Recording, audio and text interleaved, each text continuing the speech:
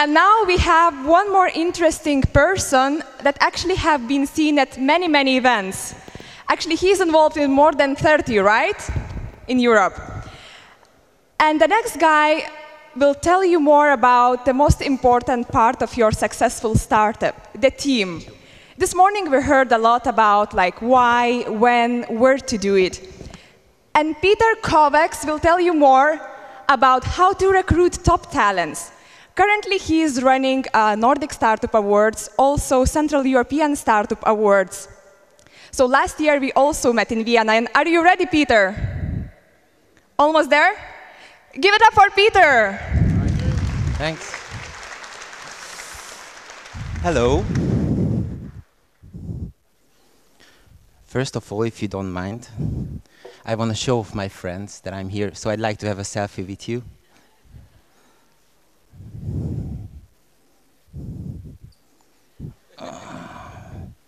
Just a second. Okay. Yeah, it looks good. Thanks. So, just shortly about, I set a timer. I always set a timer, so I make sure I'm not running out of my time.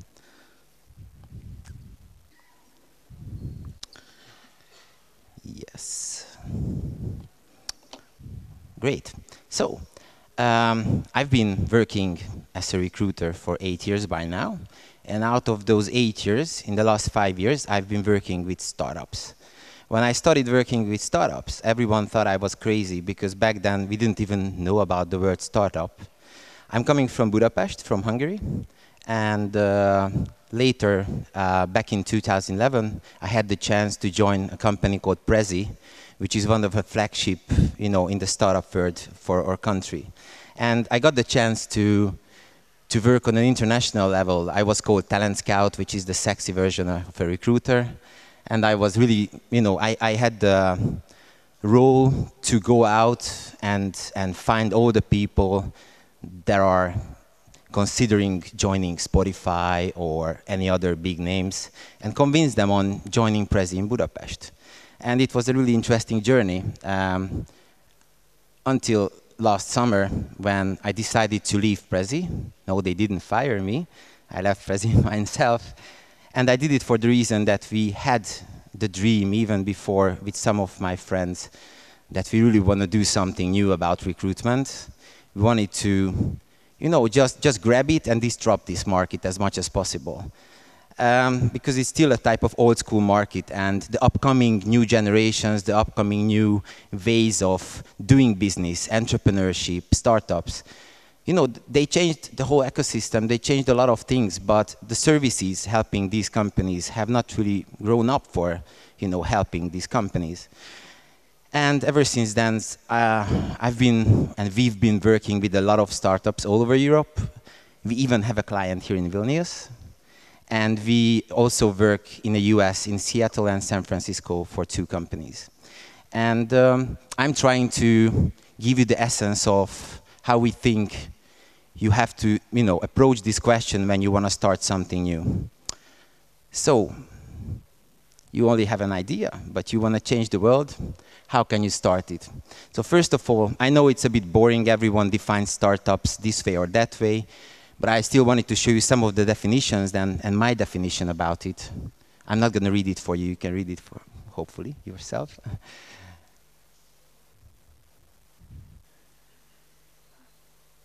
What I really like about these definitions is that they're all correct and they all grab the topic from a different perspective. And my definition is, it's a group of people who find a problem when they do something in their lives. And they can't really find a solution for that problem, so they decide to solve it for themselves. And it turns out to be really successful, so successful, and they enjoy it so much that they have the idea, we should do something with that. Certainly, it's not a formula that you can use for any startups, but still, it's something that gives the essence to everything. I'm a social person. I'm always approaching everything from the social point of view, and that's why I like this definition so much. And it also means quite a few things, just like, yes, not everyone fits a startup. So I also try to collect all the criterias, personalities, that you really need to have or you shouldn't have if you want to do a startup or join a startup. Any questions about any of these points? Is it clear? Okay. So you shouldn't join or do a startup if you are if you really need solutions from other people to give you. You shouldn't join a startup if you're afraid of making mistakes. I really like that. When I was applying to Prezi, I got a question. I gave an answer to the question. And then the interviewer asked me, why did you give me this question this way? I said, because I want to do it this way because I don't want to make mistakes. And then he said, then you shouldn't join us. You have to make mistakes. There was an interesting thing at Prezi, and still is. It's called Prior 1. Prior 1 is the highest level of mistake that you can make, which affects your users.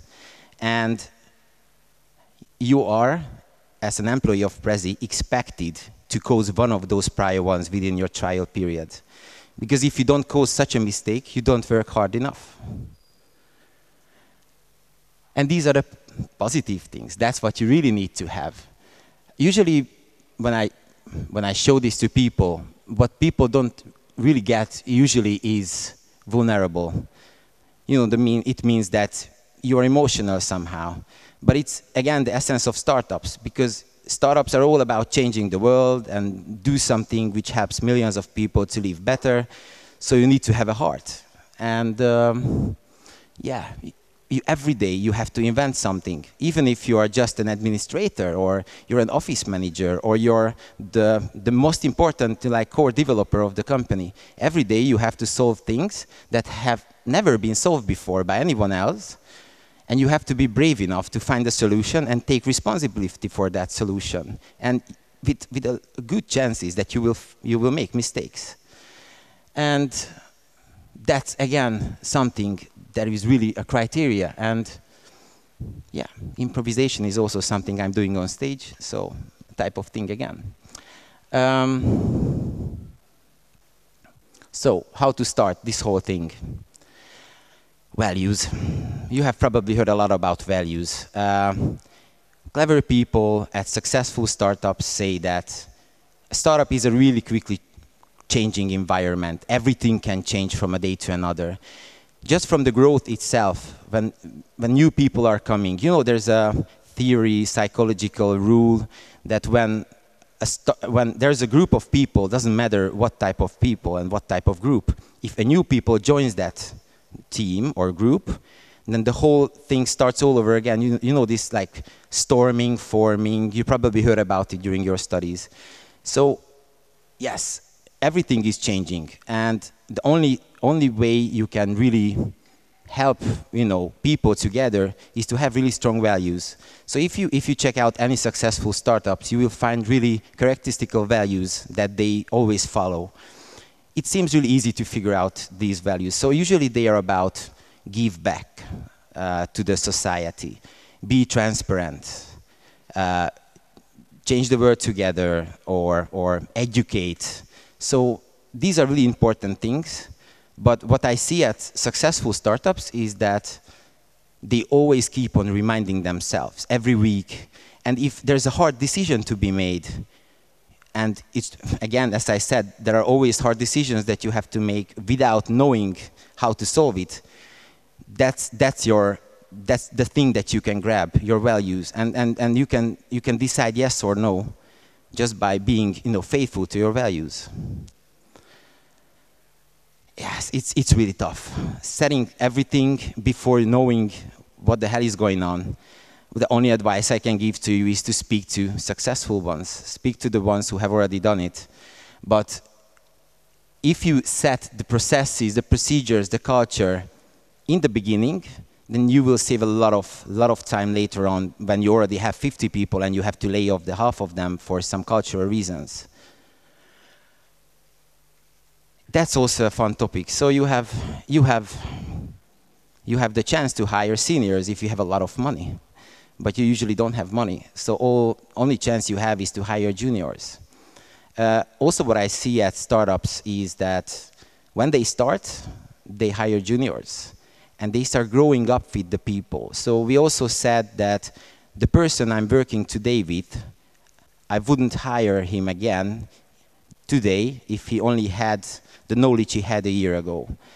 And as the startup grows, as it gets more successful, you need to hire more and more senior people. And suddenly, when you reach a size, you can also start educating juniors again, but it takes a lot of time. But yes, you don't really have any other solutions as employees but to hire juniors in the beginning. Chemistry check. I usually ask 2 questions. It's so simple. So when you want to decide if you want to hire that person or not, just think about the person standing on a stage, talking about your company, your child. Would you feel comfortable about it or not? If not, never hire him or her.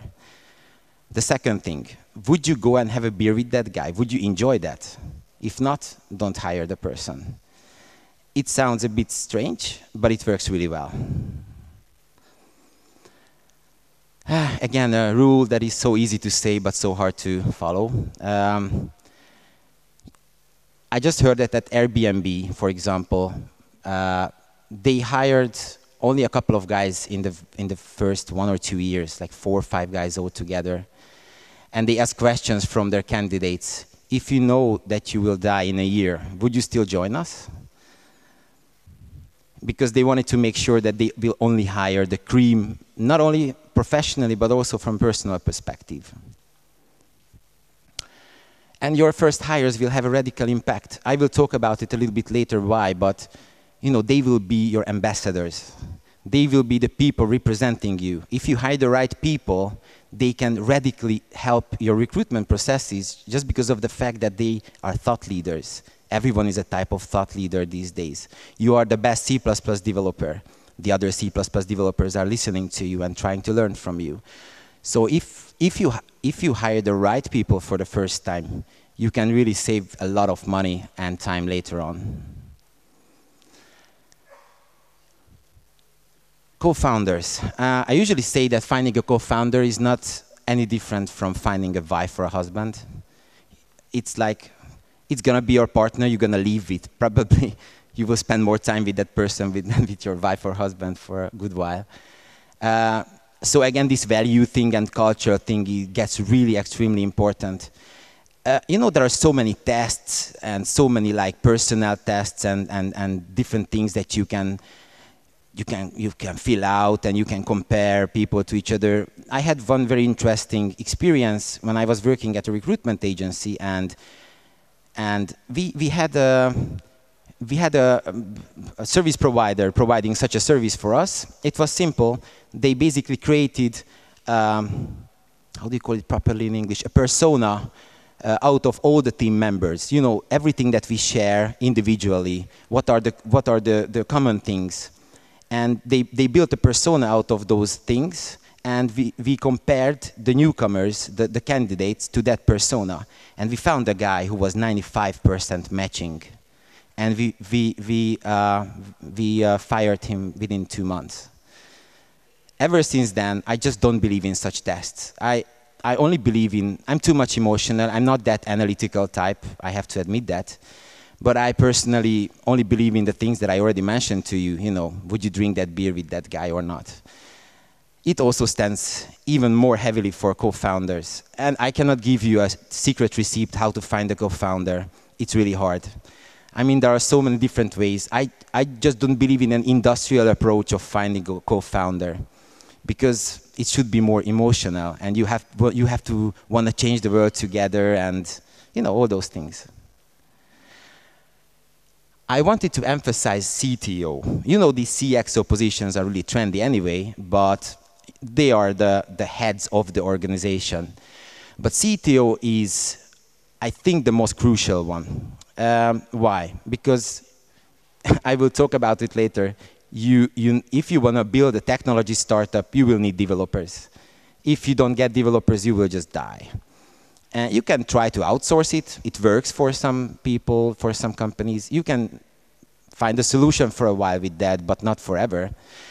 So the CTO, apart from being responsible for the vision of the technology and the vision of product, will be also your head of recruitment.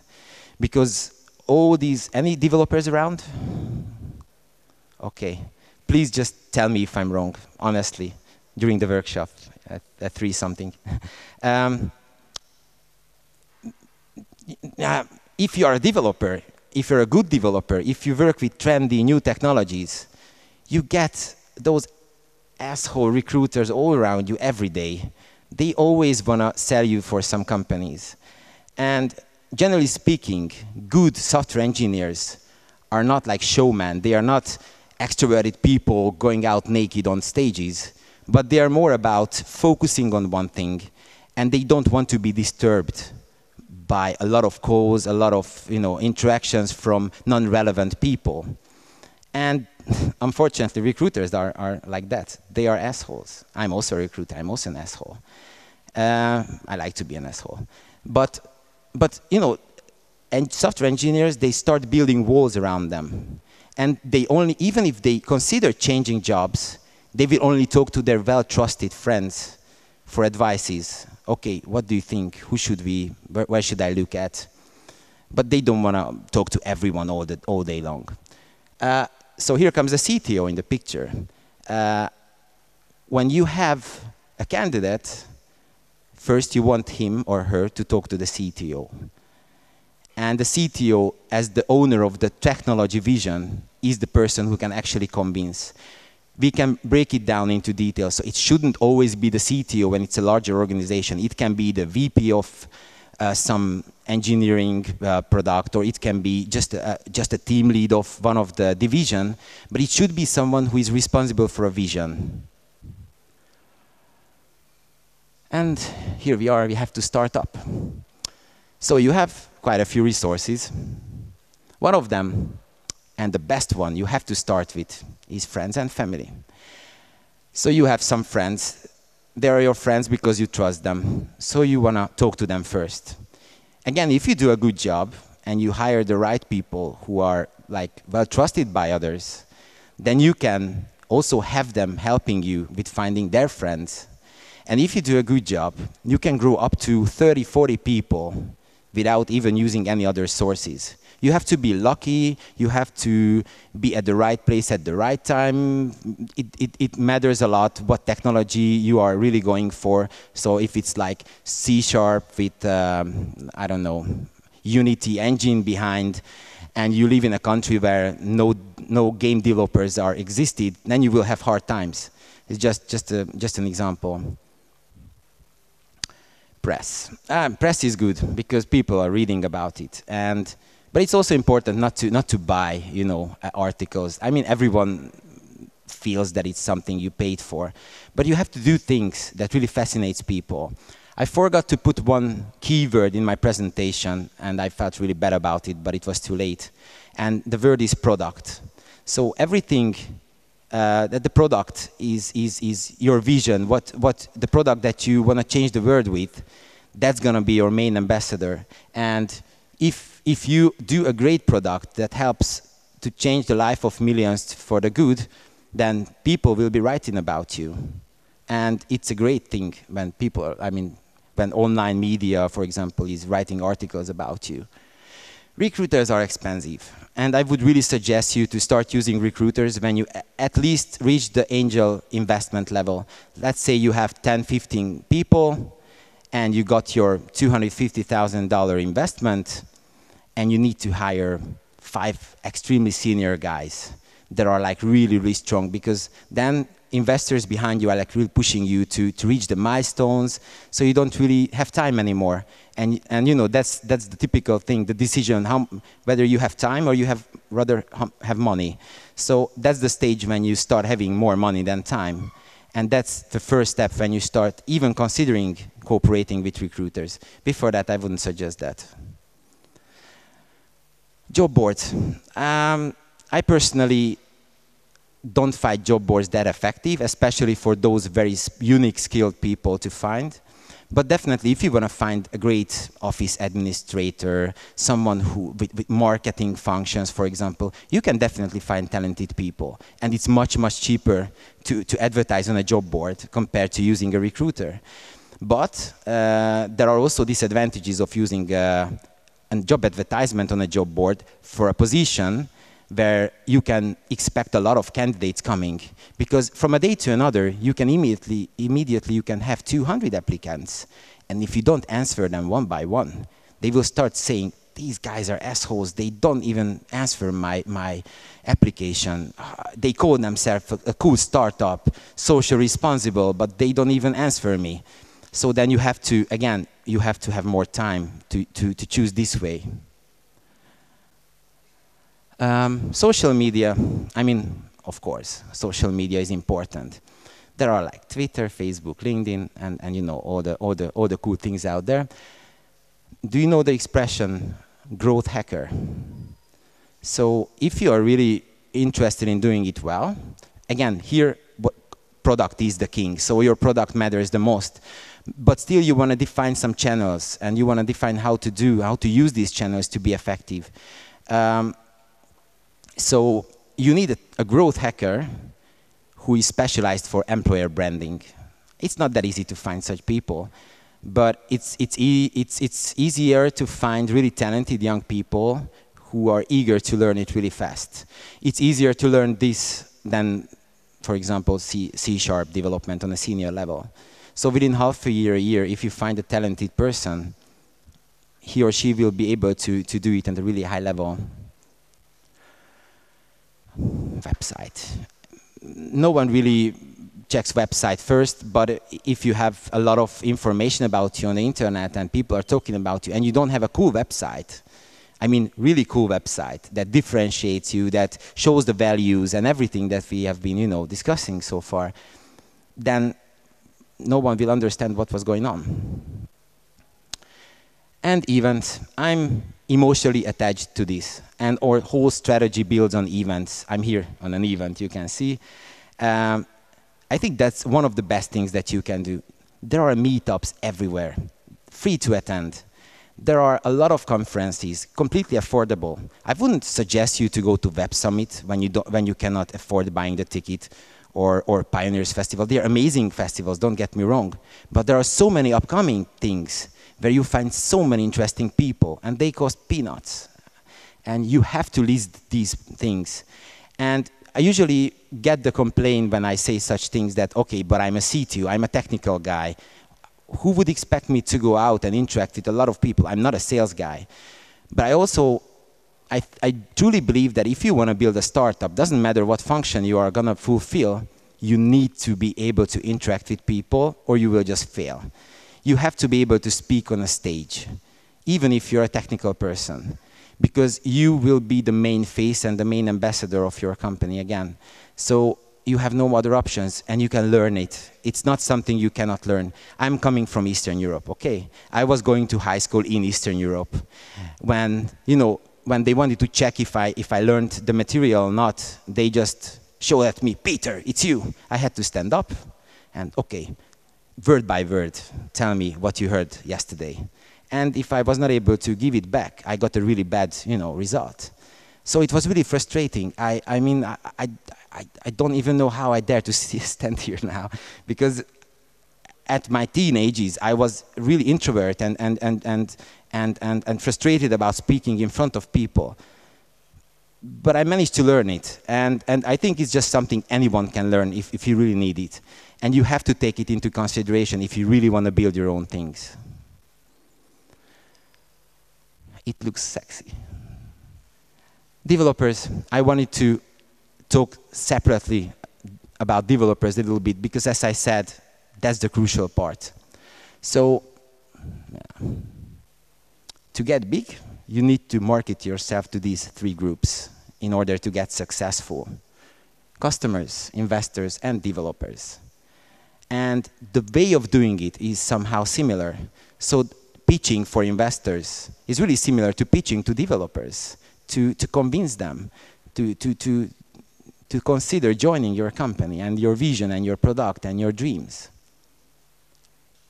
Yes. And it's also important to understand what motivates developers. Because if you are not a technology guy yourself, you have different perspectives about life usually. Developers love changing having an impact on things, doing things that are used by a lot of people, that really, you know, technology will change the life of people. And they want to solve problems that are not possible to be solved, that are really, they have to sit down and think about it over days and find the solution. And my father is a computer, well, he called himself a programmer. Today we call him a developer. But he was a programmer back in the end of 80s and the beginning of 90s. And I remember him sitting by the monochrome screen, creaks, cracks everywhere, for hours, nights, and then he was like, yes! And what happened? You know, he found the solution. And then he was like the king of the castle. The product also came up here again. And money, the approach to money is different in different cultures. So for example, in London, it's everything about, I mean, usually developers are charging by hours. And if they have to stay for another hour, they charge for that another hour. And that's the reason why our region, and when I say our region, I think about the post-Soviet countries, including my country and your country as well. We are much, I don't know why, I haven't really dig deep, but I clearly see the tendency that developers, they just want to get paid in order not, so they don't have to pay attention on money. They don't have to deal with that. That's why they don't want to get contracted as much as possible, but rather be employed. Certainly, I'm talking about trends, so there are always many exceptions. But at the same time, if you give a recent good salary to a developer, which is in line with the market trends, then there are many other things that will be much more important for them, and I will show you them in a second. I mentioned this CTO question before, sorry for repeating myself. That's the reason, you know, because he's going to be your ambassador towards your developer candidates. Yeah, and you have to be fast for a really practical reason. If you want to hire a good developer, usually if a developer decides to be hired at another company, he can do it easily within 2 weeks. And we see so many, you know, companies struggling finding their people just because the long processes. I wouldn't suggest you to have more than 3 steps, only if it's really necessary, and you have to do it within 1 or 2 weeks. Assessment day or assessment week is also a great invention because you have it's a win-win situation because the person have the chance to work with you, to try how it feels working with you, and you also have the chance to work with the person yourself. We also use it at our company, which is not a company looking for developers, but we never hire anyone without working with the person for at least a couple of days. And that's just a fact that you have to follow.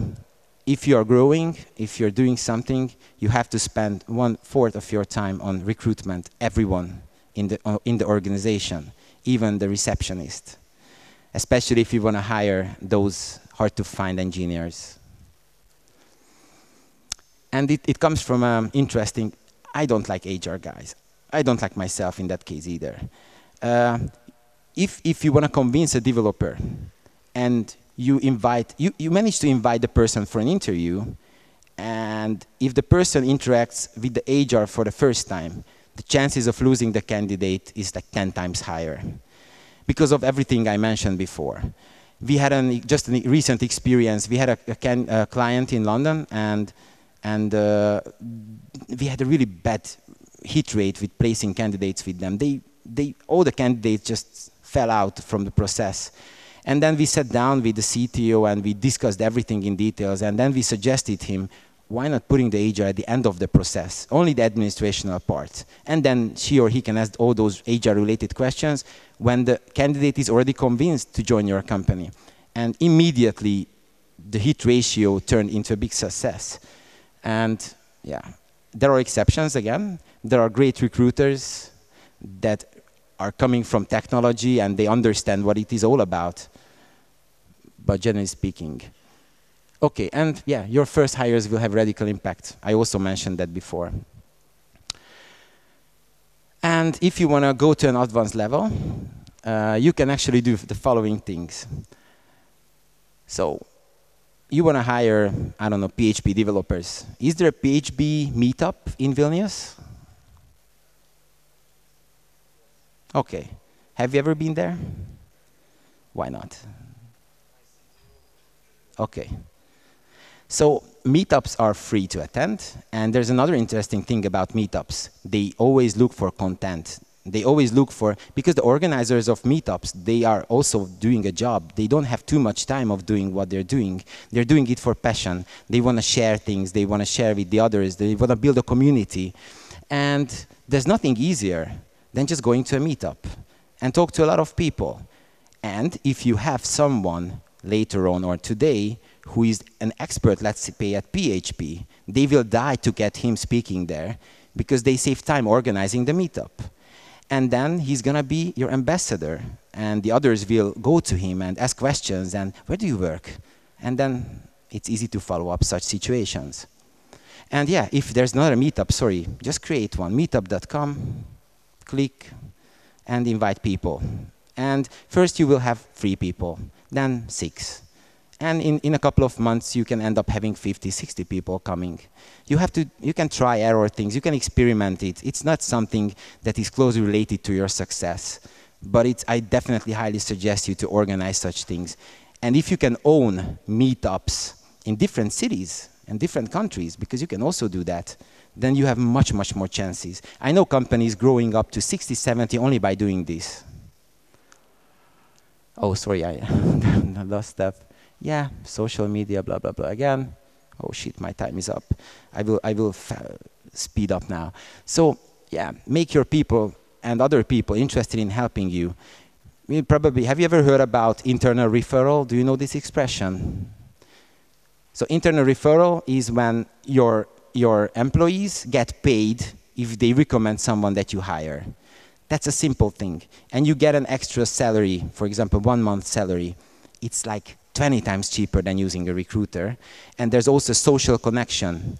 So if you do it well, you can long term, you can 25–30% you can cover your recruitment needs by internal recruitment. And there are also startups encouraging this, like jobbox.io from Portugal, for example. I just heard about another one, but I didn't learn the name, which is working here in Vilnius about the same thing.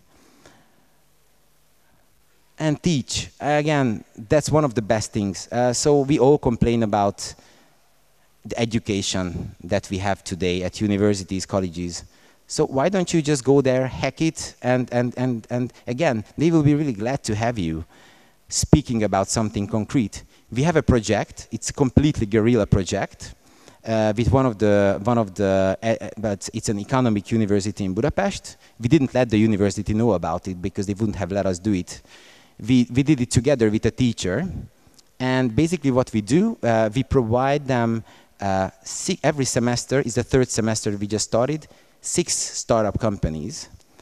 And those 6 startup companies, they get 6 dedicated students for half a year working on real problems. And the students, they don't go copy-pasting papers or anything. They have to work on interesting real things. And also, I mean, it's a completely win-win situation. And every week we go there or we bring someone talking about something interesting and you know, really, really open-minding things. And it's amazing. I mean, already 6 of these guys got hired over these 3 semesters. We don't charge for them, any companies, if they hire any of these students. And we also hire 2 of them for ourselves.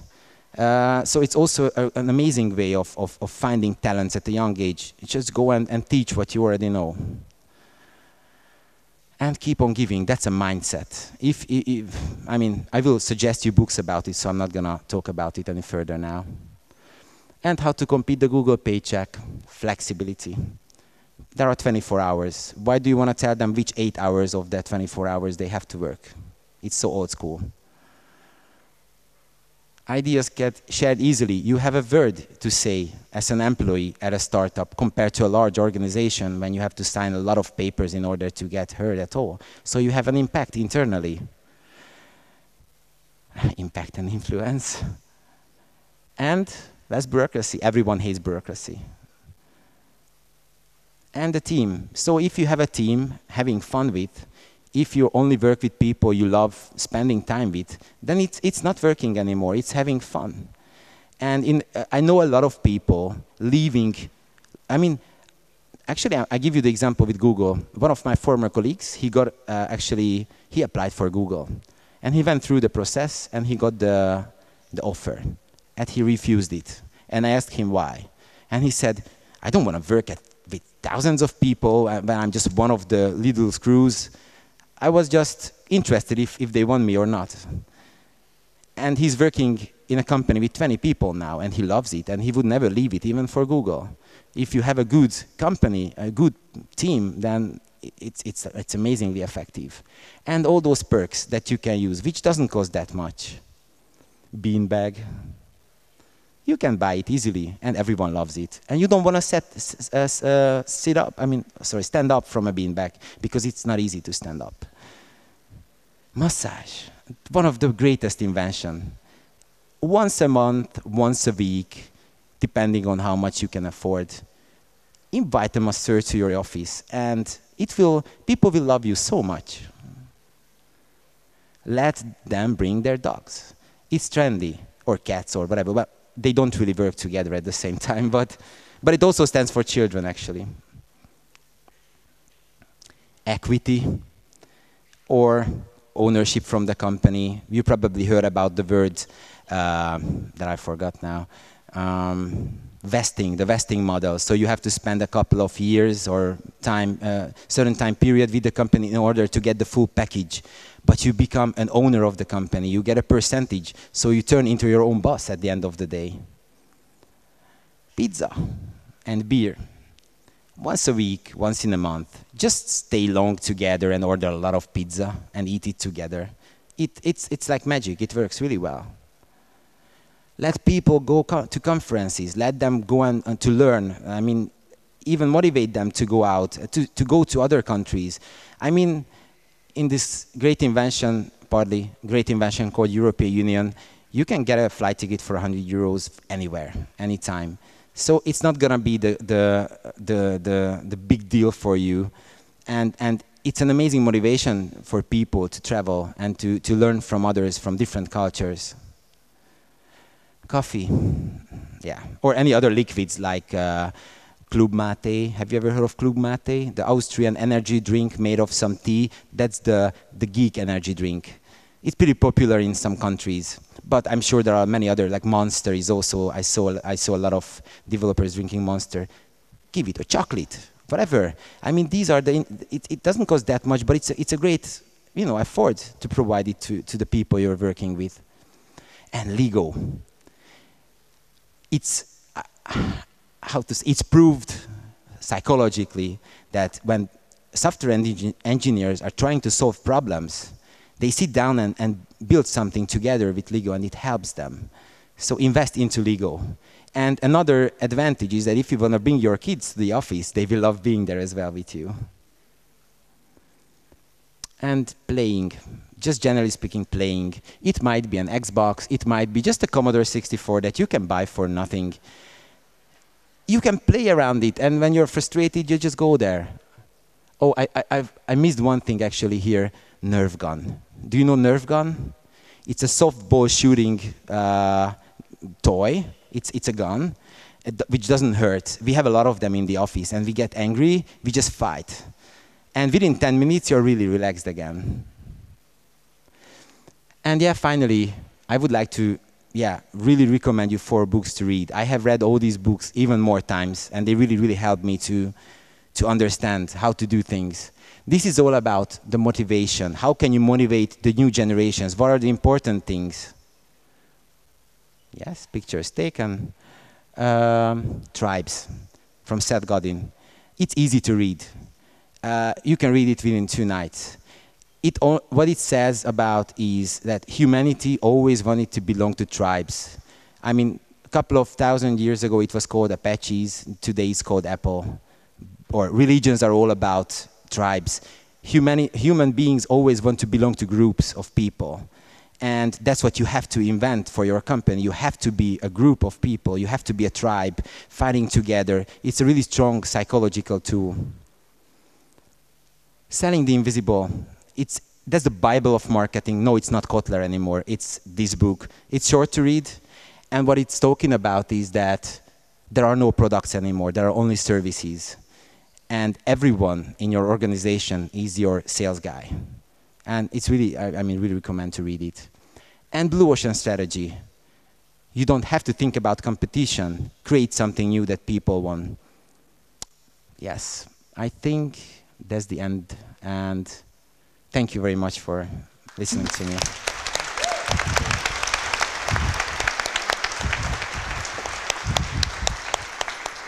Thanks, Peter. Thank you.